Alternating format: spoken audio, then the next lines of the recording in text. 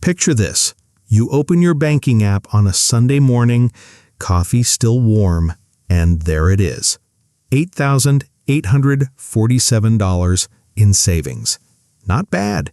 You did that. Every month you moved a little more in, and every month the number got a little bigger. And every month you felt just a little more like an adult who has it together. You've probably heard the advice 100 times. Save consistently, keep it safe, don't touch it, and one day you'll look up and you'll have built wealth. It sounds responsible. It sounds like something a smart person would do. A lot of financial advice online basically stops right there, like the job is done the moment the balance goes up. It's also, in a very specific and provable way, incomplete, maybe even wrong.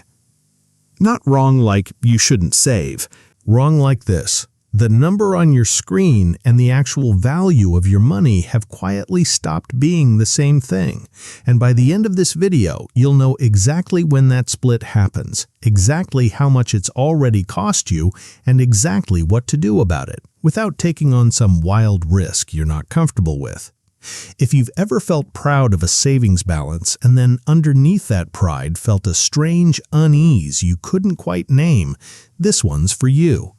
I'm Zaki, and on this channel, we don't talk about money like it's math. We talk about it like it's psychology, because how you think about a dollar decides what that dollar quietly becomes. So let's go back to Priya. Same income as most people watching this, $4,200 a month take-home. Rent, a car payment, groceries, the usual $65 bleeding out in subscriptions she forgot she signed up for, and every month, without fail, $300 into savings. She's not careless. She's the opposite. At dinner with friends, she's the one who says, "I just don't believe in touching my savings." People nod. Someone always says, "I wish I had that discipline." She does have it. That's not the problem. You can picture the exact moment, actually. Payday. She opens the app, moves $300 into the savings tab before she can talk herself out of it, and closes the app with this small private satisfaction, like she just did something her future self will thank her for. That feeling is real. That feeling is not wrong to have. It's just attached to the wrong number. Now meet Tomás. Same income, same $300 a month, same start date. The only difference? Tomás puts his $300 into a simple, boring index fund instead of a savings account. He doesn't check it often. There's nothing satisfying about watching it, honestly. It moves up, it moves down. Some weeks it looks worse than Priya's tidy savings line. For the first year, nothing separates them. Same discipline, same sacrifice, same $300 they both could have spent on something else and didn't. If you looked at their bank apps side by side, you'd assume they were making the exact same decision. They weren't. Layer 1. The illusion. Priya's balance goes up every month, $300 in plus a few cents of interest, and the number ticks upward. That upward tick feels like proof. It feels like evidence she's doing it right. Because what else would doing it right look like if not a bigger number? Here's what most people don't realize. A number going up is not the same thing as wealth going up. Those are two completely different claims, and your bank statement only ever tells you one of them. It's a small gap in logic. Almost nobody notices it. It's also the entire reason this video exists. Layer 2. The mechanism. And here's the part nobody talks about. Go back 30 years, 1994. Say someone put $10,000 into a savings account, a good one, earning around 1% a year average over 3 decades. By 2024, that account holds $13,478. That's growth. That's a person who did everything right, watched their balance rise for 30 straight years, and can point to a bigger number than they started with. But prices didn't sit still for those 30 years. Inflation, averaging around 3.4% a year, meant that everything that $10,000 could buy in 1994 costs about 2 3/4 times as much by 2024. So that $13,478 in 1994 purchasing power, what it can actually buy today, it's worth about $4,943. Read that again. The balance went up 35%. What it can buy went down by half. Now, you might be thinking, okay, but interest rates have gone up since then. My account earns more than 1% now. Sure, some do, but the gap between what a savings account pays and what inflation quietly takes almost never closes for long. It just changes shape, changes size, and keeps eating. This is where it gets really interesting, because that same math is happening to Priya right now, in real time, not in some 1994 hypothetical. Layer 3, what this actually costs her.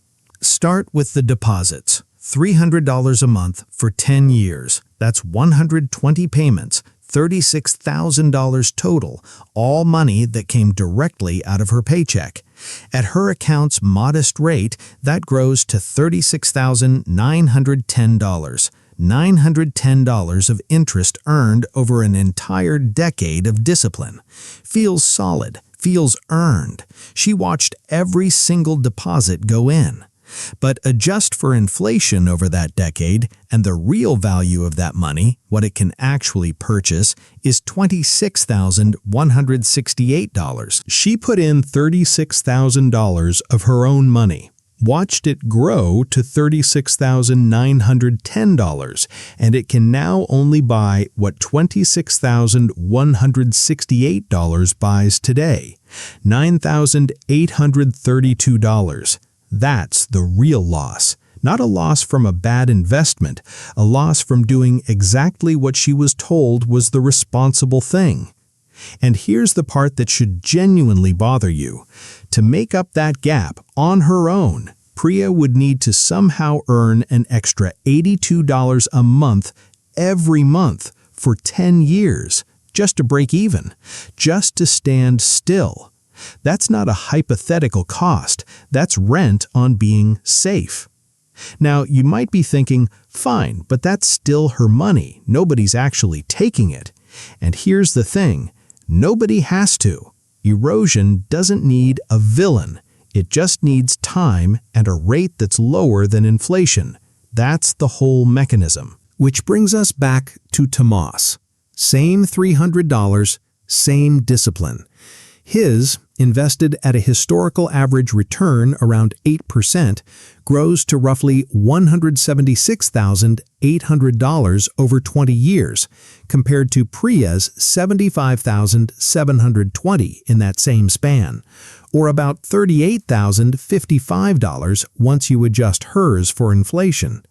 That's a gap of over $100,000 between two people. Same income, same sacrifice, same start date. One decision made once and never revisited. So here's the full picture. Priya isn't lazy. She isn't bad with money. She did the thing she was told to do. Set it aside, don't touch it, be responsible. And the system quietly took a cut anyway. A cut disguised as safety. Nobody's the villain here. Not the bank, not Priya, not even the concept of a savings account. The villain, if there is one, is a piece of advice that stopped one sentence too early. Save your money, without ever finishing the thought. You can't save your way to wealth. You can only save your way to standing still, slowly, politely losing.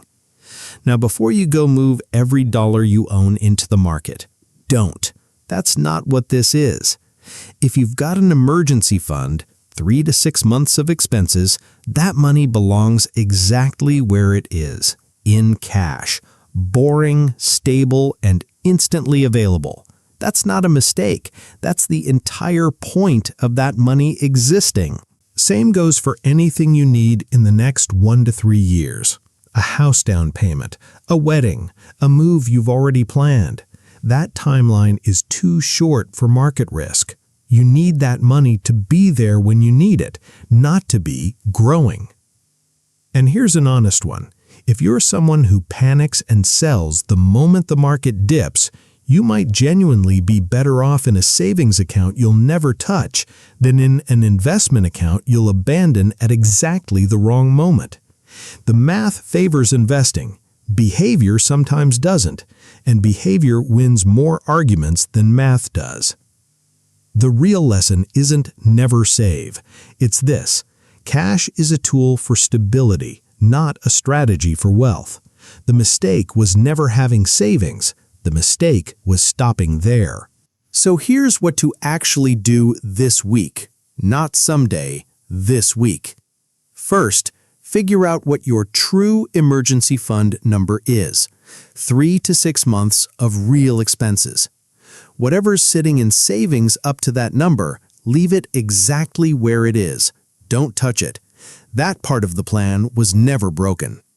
Second, anything beyond that number, sitting in a regular savings account earning less than inflation, ask yourself one honest question: is this money I need in the next 3 years? If the answer is no, it's not safe where it is. It's shrinking in a way that just doesn't show up on the screen. Now, you might be thinking, that's easy for you to say, I don't have extra money sitting around to move. Fair. But this isn't about finding new money. It's about redirecting the $300 you're already finding every month without touching your spending at all. Third, you don't need to become an expert. Say you've got $2,000 sitting past your emergency fund, quietly earning less than inflation. Moving that $2,000 into a simple, low-cost index fund, the same boring tool Tomás used, doesn't require a finance degree, a broker, or a single risky bet. It's one decision made once. It's not exciting. It's not supposed to be exciting. Boring is the entire point. Boring is what compounds. At the end of the day, this isn't really about interest rates or inflation charts. It's about the story you've been telling yourself every time that balance ticks up. The story that says safe and growing mean the same thing. They don't. They never did. We don't do get rich quick here. We do get honest about your money. So here's my question for you in the comments. Right now, today, how much of what's sitting in your savings account is actually an emergency fund, and how much of it has just been sitting there quietly losing because moving it felt scarier than leaving it alone?